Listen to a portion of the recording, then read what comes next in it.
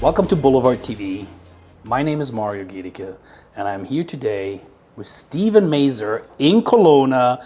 Invited you in last minute. You said you don't want to come, but here you are. Thank you so much for your time. You're a busy man. You're very, very busy. The holiday seasons, you're in the financial field. Everybody coming to you. RSPs, can I invest that? I have so much left over. Like, how is December actually for you? December can be hit or miss depending on the year and the individual.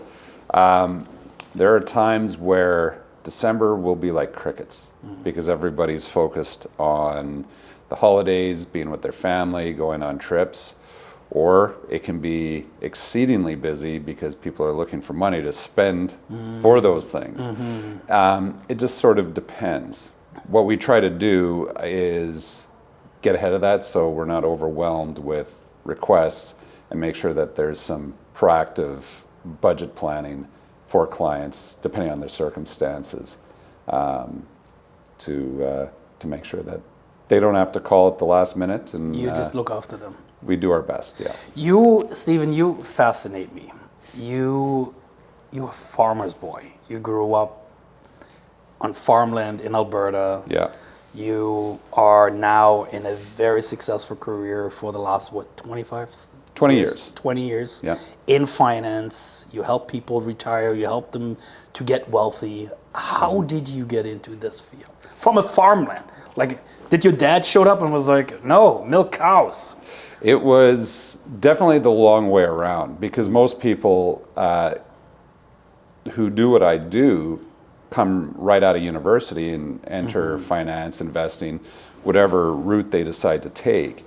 I definitely took the long way around in that I was going to be out on the ranch. I was fourth generation on my family's place in southeastern Alberta, and it was a foregone conclusion. I was going to be a rancher. I went to school. I went to Olds, took agricultural production, and it turned out that Dad and I get along better when we don't work together. Nice. If you've seen Yellowstone, I kind of grew up like that. In fact, Dad is a lot like the Kevin Costner character. But at any rate, I left the ranch and I spent 10 years in the oil industry, worked my way up, and I was actually recruited out of the industry by another firm, which paid for my education, gave me the opportunity to do what I'm doing now. I stayed with that firm for about 4 years, and then I moved to Raymond James and started my own practice, Aura Wealth Management, underneath the Raymond James banner. Wow. Yeah. And that was a smooth transition. I don't know if I would call it smooth, but it's definitely unique. I started with zero. I started at zero in this industry. I started knocking on doors, just looking for business, asking for people's business. And over the years, I finally... How big? I'm going to ask that straight out. How big is your portfolio? Because in your industry, everyone's, I manage 5 million, I manage 10 million, I manage 100 million. Can you talk about it? Like, do you manage roughly? I'll just say that we manage over 150 million as a team. That's unbelievable. Good for you. And you said, like, you started from nothing there, eh? Yeah. Like knocking on doors, and here you are. It was a grind in the beginning because you don't make anything. And one day I woke up and realized I could actually make my mortgage payment. Nice. Finally. I could finally, not worry about paying for groceries. And over time, if you're fortunate and you work hard, you can do well. You can do well. Yeah. Now, your family did very well. And I'm talking about your wife. Yes. Yeah, look at you smiling. She just, hold on. Last year she won Miss Senior World. Senior World. Yeah. Over. So what had happened was when I met Laura, she used to be a chiropractor. In her previous life, she was also a pretty successful real estate investor. And she was going through a bit of a transition as I was. We were both getting divorced at the same time. She was your client? She was not. Oh. I met her through friends, and we were actually friends before we ever became a couple. And when we were still living in Alberta, she started work at an optometry practice, and she got her optician's license. We moved here to Kelowna, and in less than 2 years of living here, she opened her own business called Wink Eyewear, which Very many successful. people Oh, God, very yeah. successful. Yeah. And she built it up over 10 years. The opportunity came for her to sell it. She did, and she doesn't sit around, Laura. No, I know. And so she decided, what's going to be my next challenge? She had never competed in pageants before. Yeah. She used to model, and she used to be a fitness instructor. She used to be a Stampeders cheerleader when she was younger.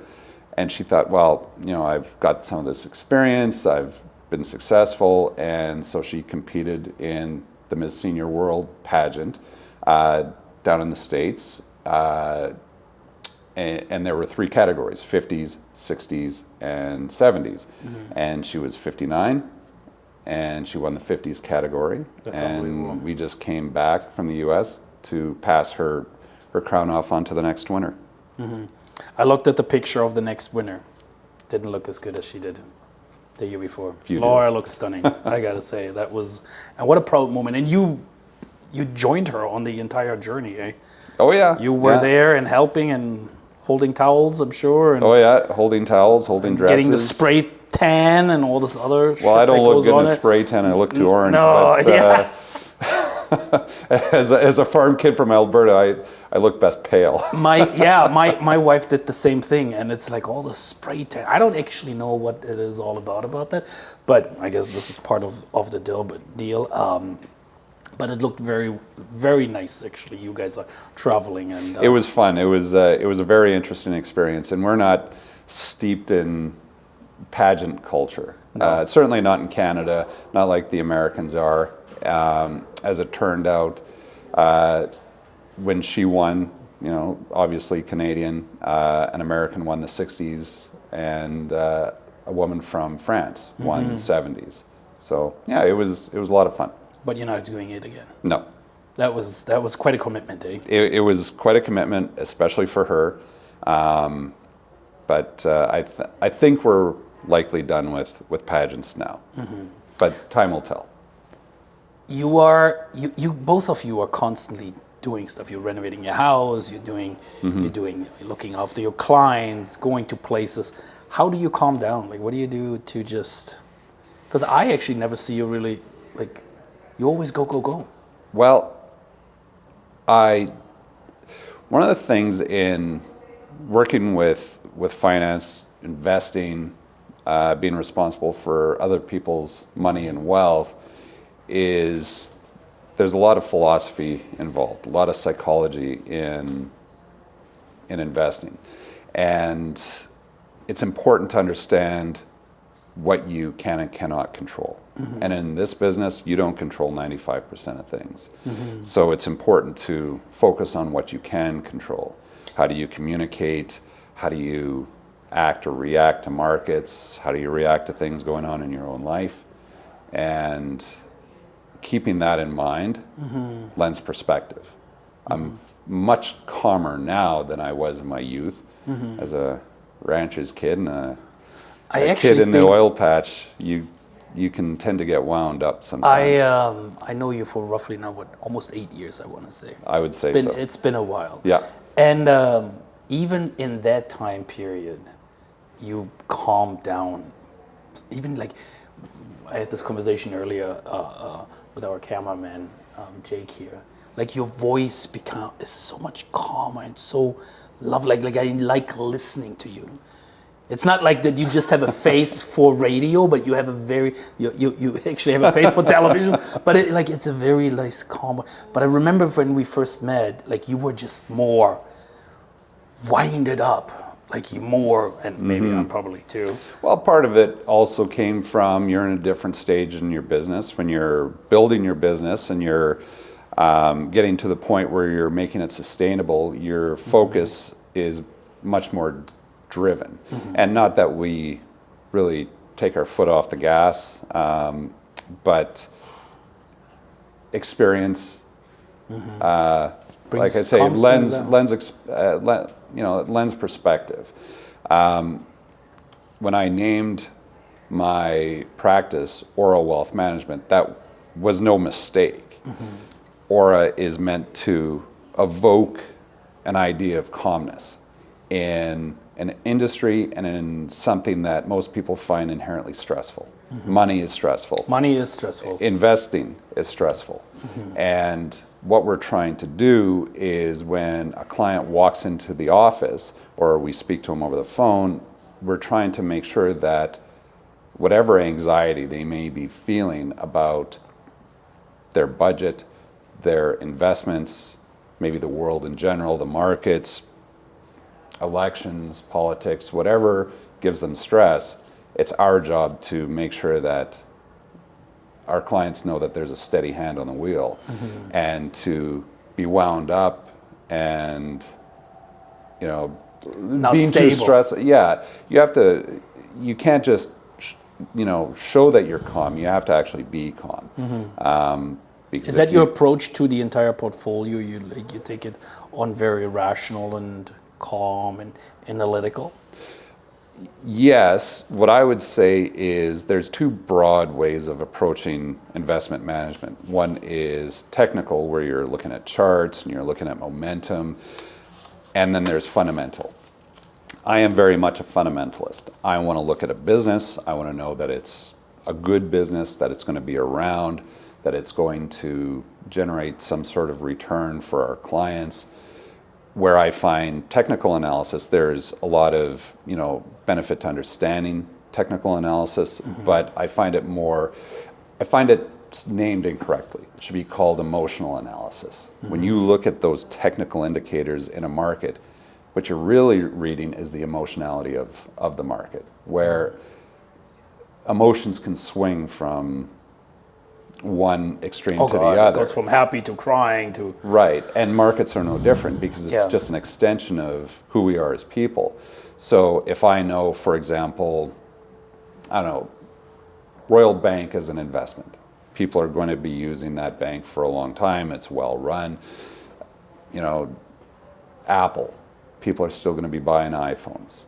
Costco, people are still needing to buy groceries and they still like that $1.50 hot dog.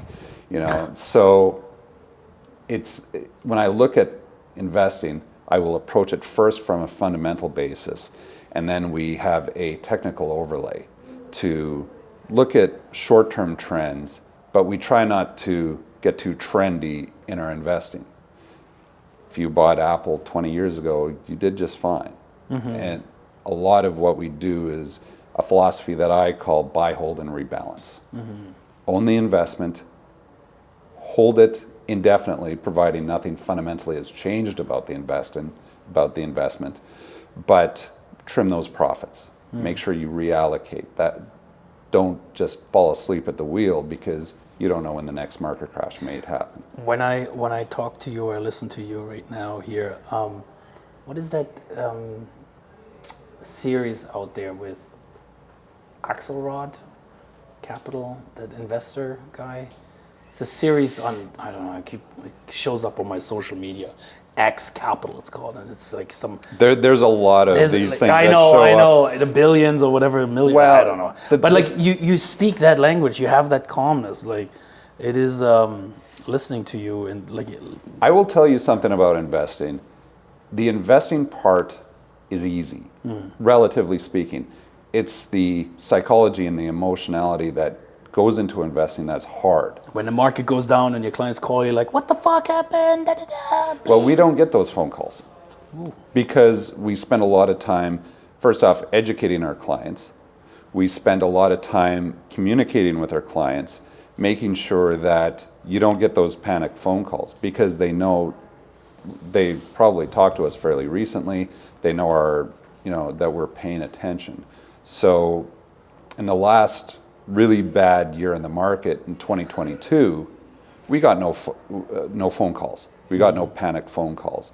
And if I'm calling you in a panic, I've messed up. There's something wrong. And quite frankly, if something's happened, it's too late to try and do anything rash. What you have to do is look at the information as it's presented and make decisions based on the facts at hand.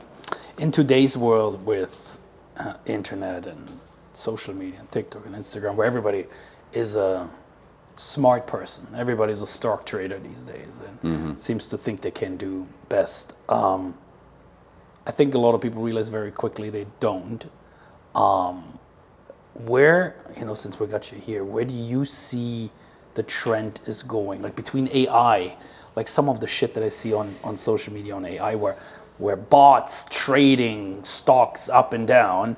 And I think actually it was somebody that tried AI to have their stocks picked for them versus the actual person. That's nothing new though. No, but like the person did better than the AI did. Well, because I would have to see the sample size. If it's just one robot versus one human being, and the human being happened to beat the AI, that's not really a sample size. That could just be good luck on behalf of the human. You try that again with the same robot and the same human 12 months later, maybe the robot wins. I think it's more important to think of what are your goals around wealth.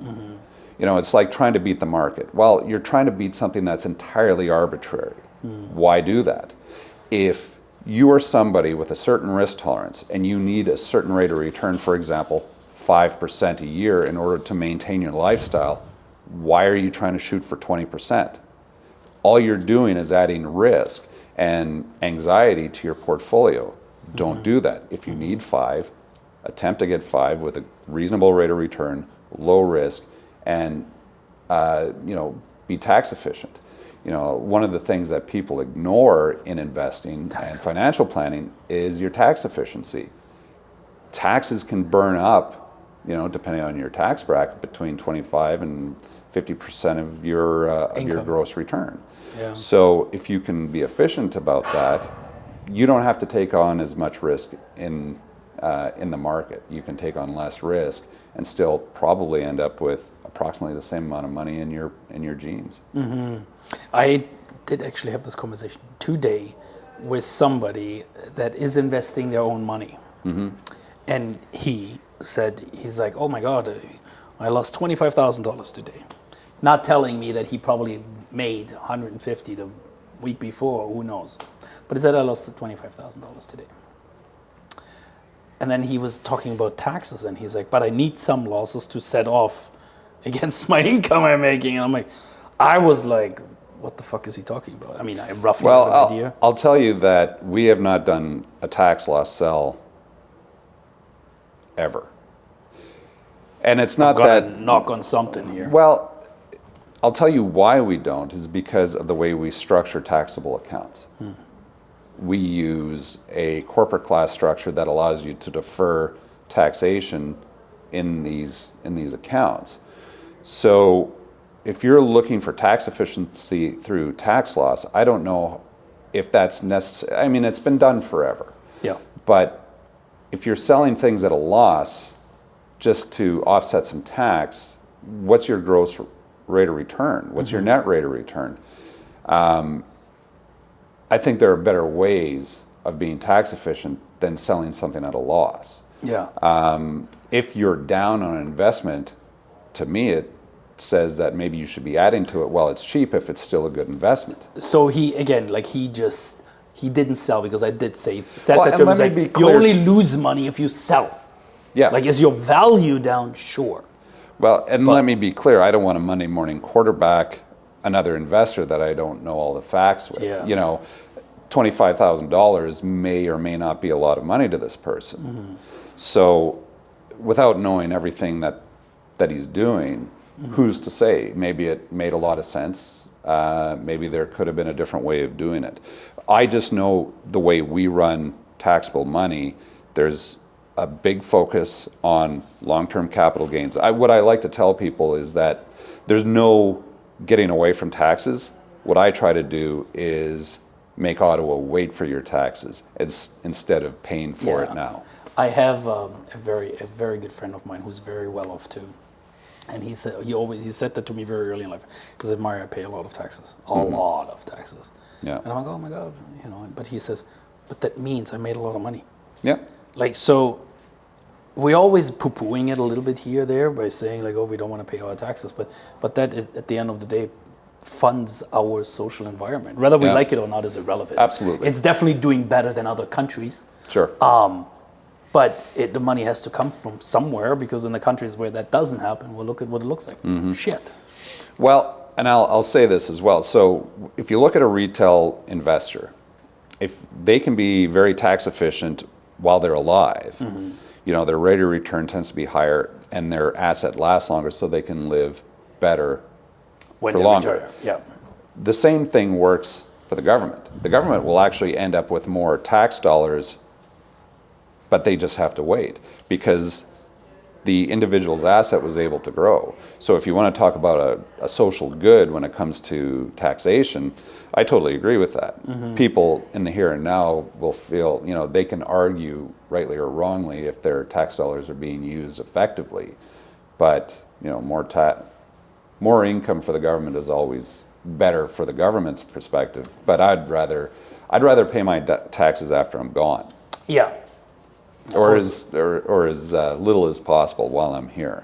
We're looking into wills and this and that, and your service helps people to plan for that as well, right? Yeah, we coordinate with our clients, accountants, and lawyers to make sure whatever we do doesn't undermine the tax strategy from the accountant. Are you getting involved in that too, like the tax strategy as well? Where it's appropriate, yes. I'll have ideas regarding tax strategy for a client's business, their corporate account, their personal account, but we want to make sure that whatever we do isn't, as I had said earlier, undermining a particular tax strategy. So I will present ideas to the accountant or to the lawyer, and they'll say, yes, that's a good idea, it's complementary, or no, this won't work for these reasons, and then we'll adjust the plan and the strategy accordingly. How old are you now? I'm 50. Ooh, got it. Handsome fella, 50. How much years do you have left in you with this? Realistically. Right now, my answer is I got another 20 years. Nice. I enjoy what I do. And we had this conversation on Saturday. Yes. And with Jane, and she's like 73, and she's like, I love what I do. Why? There's a joke that the number one killer of old people is retirement.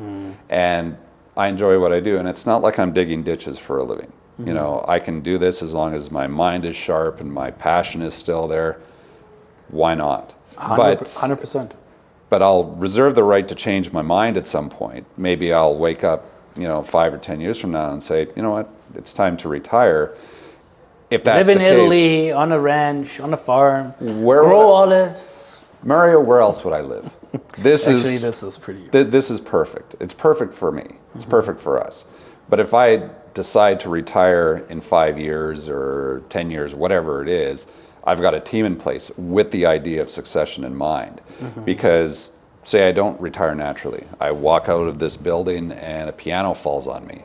What happens to my client's assets? Who manages that? Well, my team is in place to make sure that something catastrophic happens, they can step in. They're well-trained, they're well-educated, so... They look after your interests and everything. They do. And your clients. Well, and I just got back from a vacation recently, and it was one of the most stress-free vacations I ever had. Why? My team. I can't tell you how important that is to have a good team in place. If you would have asked me how relaxed I was 10 years ago, I wasn't, because I was constantly working from my vacation. Now, I'm an entrepreneur. You are. I'm not going to shut off. I've got my laptop with me. I check what's going on in the business daily, even when I'm gone. So you watch the stock market all the time? Not as closely as I would if I'm at the office, but I don't need to, because everything absolutely. When clients are asking for things, I know what happens in my own business at any given time. But I also know that the team had taken care of any requests before I could even respond. And that's a gift. Now, in the AI world, we addressed it earlier. Do you see a lot of investment opportunities in that too? It's interesting. We've already seen a lot of opportunities. Our own portfolio has benefited greatly from the investment in artificial intelligence. As well as crypto? That's different. Crypto and artificial intelligence as an investment are two different things. Crypto, I am very cautious of, simply because it's unregulated. You don't know what's real, what's a scam. So you have to be very cautious when you get into that. The underlying technology, like blockchain, for example, that underpins Bitcoin, there's a lot of potential investment opportunity that are entirely legit. But that's mostly because you invest in the company that... Well, you're invested in the technology, and through that, you're investing in companies that invest in that technology. JP Morgan is a good example of a company that has spent a lot of money investing in the blockchain. When it comes to artificial intelligence, when it comes to any new is relative, but for the purposes of this conversation, we'll call it new technology, new investment opportunities. I like to think of it like the California gold rush. Very few of those gold miners made money, but who did make money were the people who sold the picks and the shovels, the people that ran the bars and the restaurants.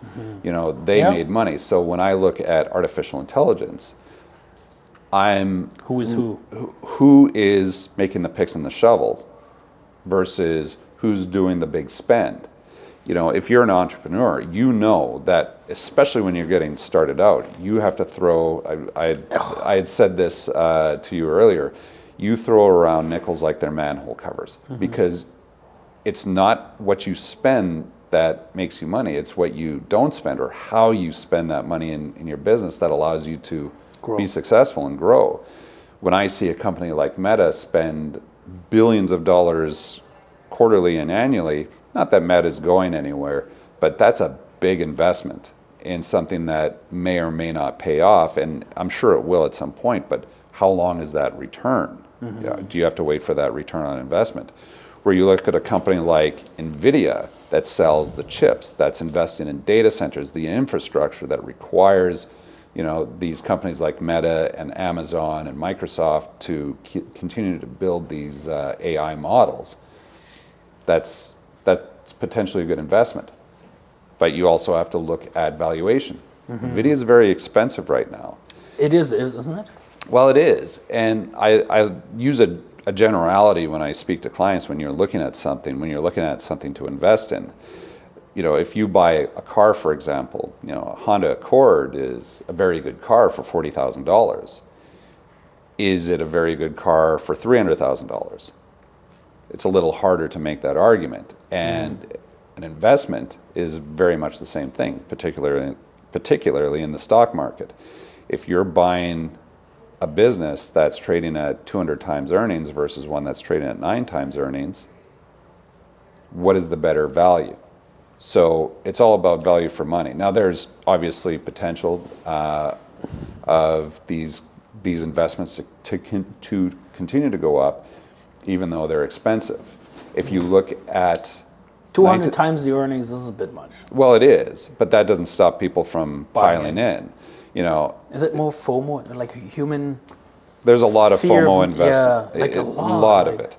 I think it's important to be in the space, but not to overexpose yourself.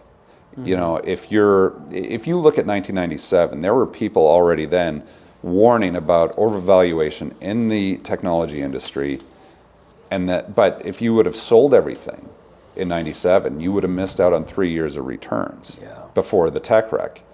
This is where I go back to my philosophy: buy, hold, and rebalance. We own NVIDIA. We've done very well with it. But that's not to say we didn't trim it on the way up, because if something happens and NVIDIA gets cut in half, which is entirely possible, we saw that in 2021. Over the course of 12 months, NVIDIA lost 60% of its value. But nobody's portfolio was destroyed because of it, because we trimmed it on the way up and we added to it while it was cheap. Actually, I think I got caught in one of those things with Carnival Cruises, where they got trimmed because they had to raise extra capital. Well, I also have a broad rule. If it can fall out of the sky or sink to the bottom of the ocean, don't buy it. I don't own it. Yeah, no, that's not too bad. I still did okay, but like I can totally relate to the feelings and the ups and downs of the market. And to be clear, I mean, you can own a company like WestJet or Air Canada or Carnival Cruises and still do fine, as long as you approach it with a disciplined approach. It's always the emotions. It's always the emotions that get you. And the fear, actually, like, oh my God, what if I lose everything? Well, and one of the other things too is that you should never be in an investment portfolio where it could go to zero, because you're not investing correctly. I've seen a lot of people talk about their wins, but never about their losses. But when you're a licensed financial advisor, there's no hiding from rate of return. And I make a point of, when I do my reviews, we put it right up front so you can see exactly where you are. There's no confusion as to your rate of return, and if you're happy or unhappy with that result, you can dive into that and really understand, okay, what is it that you think needs to be improved? Are you happy? What adjustments do we have to make? Let me ask you this, because I want to call you on that. Sure. What was percentage-wise, just percentage-wise, your biggest loss?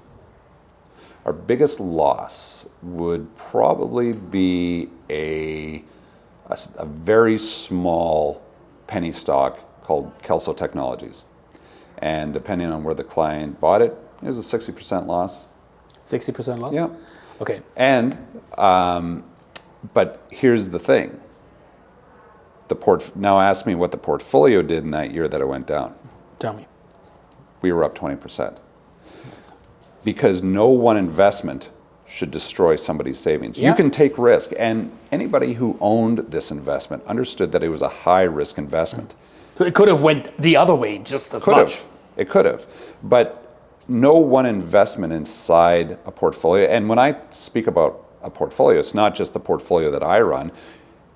A lot of clients that work with me, their investments aren't just with me, it's also in real estate. It's in their business. It could be in private equity. They have other interests. No one investment should put somebody in the poorhouse. Now then, what was your best? I would say currently probably NVIDIA. Really, eh? Yeah. I will also say too that one of our best was also Kelso. Oh, that other one as well? Absolutely. This is where, if you trim on the way up, that 60% loss, the gains have been redistributed into less risky investments. And we're doing the same thing with NVIDIA. I cannot assume that NVIDIA is going to go up the way it's going up forever. And I don't know when that correction happens. So this is where, that idea of FOMO, making sure that you keep your emotions in check when you're investing, when you own something. Make sure that, we could have theoretically made way more money for clients than we have by not trimming, but you just don't know when that correction happens. So you're better off to, spread that risk out. It's interesting, because in your world, actually same with real estate, there's a lot of people always that have opinions. Oh, the market is going to do this, the market is going to do that, or it's going to go up, it's going to go down, I don't know. It's like, but you take it more as the approach of very long term. Yes. So, long term, everything has been going up. Do you ever see something's good? You have seen things go down. Yeah. we've owned a constituent of the portfolio is Apple computers. We've owned it for probably 17 years. Wow. And we've Multiple trimmed splits there. Yeah, and we've trimmed it when it goes up. We've added to it when it goes down. So you really want to own your businesses. But that's not to say that we won't eliminate something from the portfolio if it's not working. If there's just something fundamentally that has changed about a business, you just have to move on. You cut your losses, move on. Yeah. But you have to remember too that just because an investment might be down doesn't mean it's going to be down forever. Yep. You can see a year's worth of return in one day, depending on the circumstances, what's going on with the company, and what's going on more broadly in the economy. Yeah, actually, I did bought a couple of crypto things here and there just to dabble in it, and they went up greatly, and then they came down greatly, and came up. So am I up? Sure, I'm up. I'm actually think I'm up 21%. So it's not too bad. But there was times it was down like 18%. So apples and oranges, right? I think so. Crypto is definitely high risk, bordering on speculative, depending on the coin that you own. One of the ways that we try to figure out suitability for a client is we have a very extensive interview process to make sure that So you interview your clients? Absolutely. First off, you have to make sure that the relationship is going to work. And I tell new clients who walk in, no is a perfectly reasonable answer. If you sit down with me and you just go, I don't think Steven's the guy, or Aura Wealth Management it doesn't fit for what your goals and what your expectations are, that's fine. Because say I try to convince you of something that you don't actually believe in, and you sign up, you're going to not be happy, and neither will we. And we would much rather make sure that fit is. We share the same philosophy. We talked about that. Yeah, we have very low client turnover. Yeah. I can't remember the last time a client really has left us, but that's because of that interview process. And it's not just about making sure that personalities mesh, that philosophies align, but we also take a lot of time educating our clients, not just in how to read their reviews and their statements, but we educate them as well as to what's going on in the market, how making sure that they can manage their own emotions when they're watching the news. We have to figure out what is appropriate for them on a risk basis. Our risk questionnaire is 9 pages. This is not just a one-page deal where you go into an institution, they say, all right, here you go. And I've seen this, here you go, check off what you are. Are you high risk, medium high, medium low, or low? You check it off. You give the paper back to the person you're talking to. They put you into some sort of generic investment, and good luck. You never hear from them again. We are highly engaged with our clients because risk tolerance changes over time. With age, 100%. I've seen it myself. Well, it could be with age, could be with a change in career, could be a change in wealth or income. Death, children. car accidents, children, Yeah, you name it. Life events happen all the time.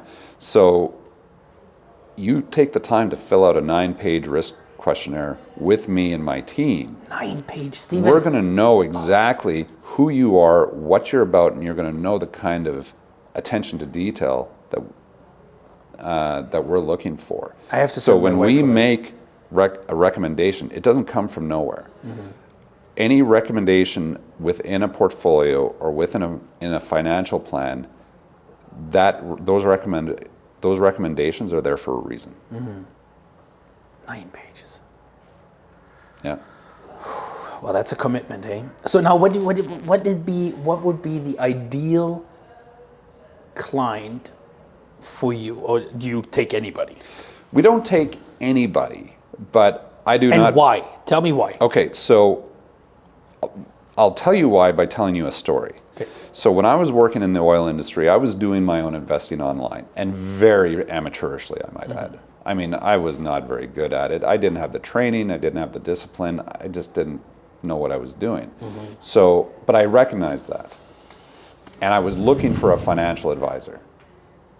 And anybody that was willing to take me on, I wasn't getting a good vibe. I was getting a bit of a, with apologies to the car salesman out there, a used car salesman vibe. They just wanted to sell me something, and You good luck. weren't having on it. And the advisors that I liked weren't willing to take me on because I didn't have enough money. And that made me mad. Yeah. Because my attitude was, well, you don't know what I'm going to have in the future. I could grow into a very profitable client for you, but they had minimums and there was no getting around them. So I do not have account minimums. What I have are criteria that go beyond the dollar. Now, to be clear, if you're 89 years old with $20,000, I'm not your guy. There's very limited things that I can do for you. We're still a business. We have to be able to make a profit. But if you come in and you're just getting started, and for example, a number of years ago, I had a young woman reach out to me. She was 19 years old, just getting started. She had saved up money from her part-time jobs while she was in high school, but she was going to university. And she had $15,000, and she said, I need help. Well, I'm not going to... She has reached out to me. Clearly, this is somebody who is motivated and smart, and certainly smart enough to know to ask questions and ask for help. I'm not going to send her off to someone who might, Take abuse that. advantage of her. Yeah, exactly. Yeah. So over the years, I've worked with her. She is a saver. She has built her savings very nicely, and for her, she was able to get excellent advice and guidance. And for me, I've got a wonderful long-term client relationship that, from a business standpoint, is going to be very profitable for us. And for her, and because for you make money when they make money. Absolutely. But to be more specific, our average client, so I'm 50, our average client is, plus or minus 10 years older or younger than I am. They tend to be professionals, business owners. Average client is probably between $1 and $1.5 million in assets with us. But I mean, it ranges. I have pensioners who have less than that. I have, professionals with much, much more than that. It ranges. It really comes down to, can we work together? Yeah. Can we help you? And are we the fit for you? And You know what, having that expectation, 9 pages might be a little much for me, but like having these expectations, both on your clients and the clients from you, I think is a very solid approach.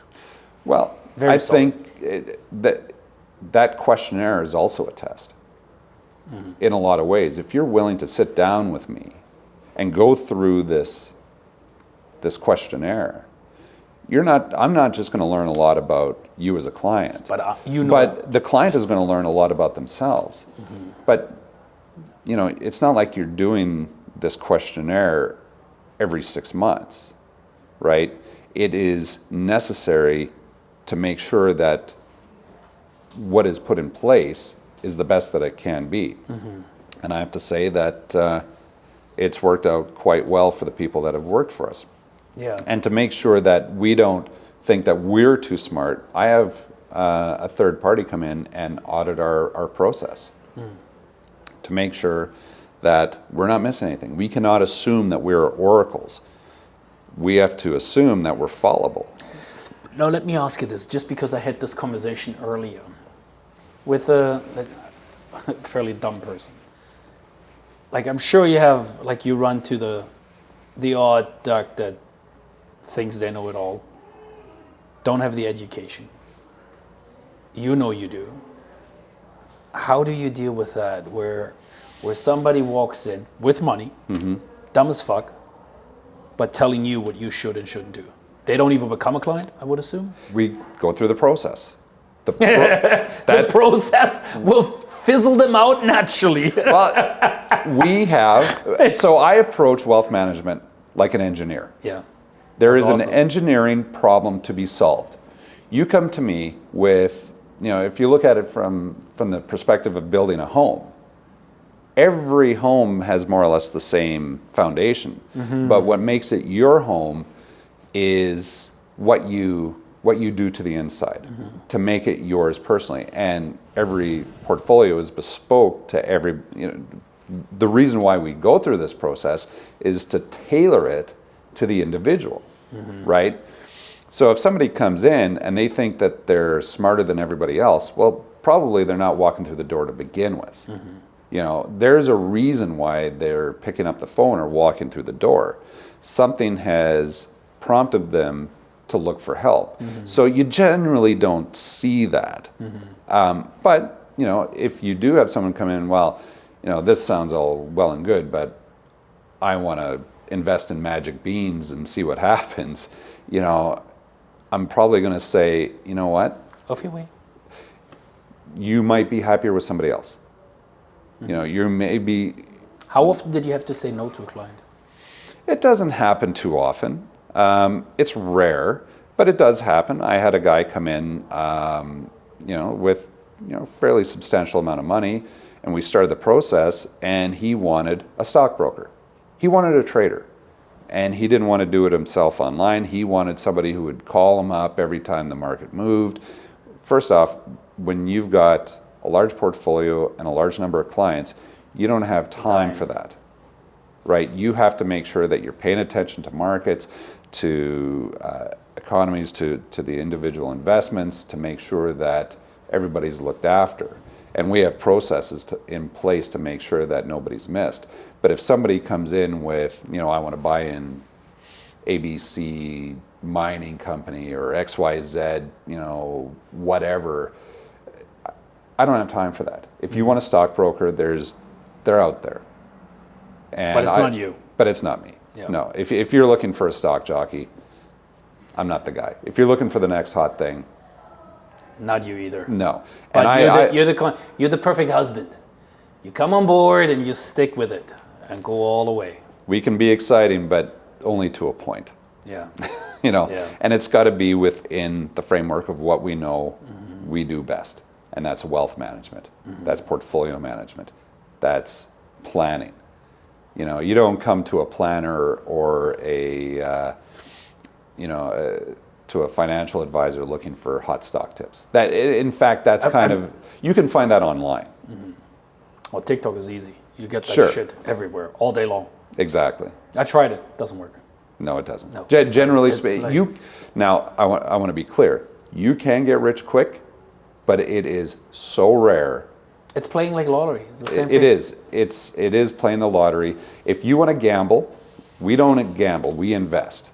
If you want to gamble, take your money to Vegas, and they'll comp you drinks. They comp you the drinks. Yeah. You make the money. Yes.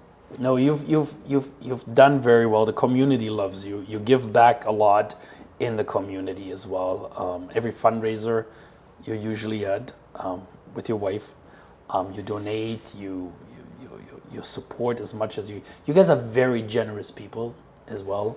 We've been very fortunate. Yeah. And So you love giving back. absolutely. I know that I am where I am today because of hard work, but also a lot of luck. I know there are specific times in my life where the dice just rolled in my favor. Yeah, but it always comes with hard work. It does. You Like can't you can't have one without the No. other. But I also know a lot of hardworking people that sometimes it didn't come up for them. And I know that if I've been fortunate enough to have success, it's important to give back. Yeah. Yeah. Well, here's something for me to give back. I know you have a sweet tooth. Oh yes. Yes, you do. So I got you from Love and Flower, the little cookie dough, and for your wife, what did I get for your wife? The magic mellow. So you guys have a little. thank you very much. Little treat. Stephen, thank you so much for your time today. This is unbelievable. You're an incredible man. I will Thank have you to very much. send my wife because I will not go through 9 pages. but I know she will. So I know a lot of spouses that do it for their significant other. yeah, so I'd rather have her send her after you so that you can look after it. So thank you so much for your time today. Thank you for having me.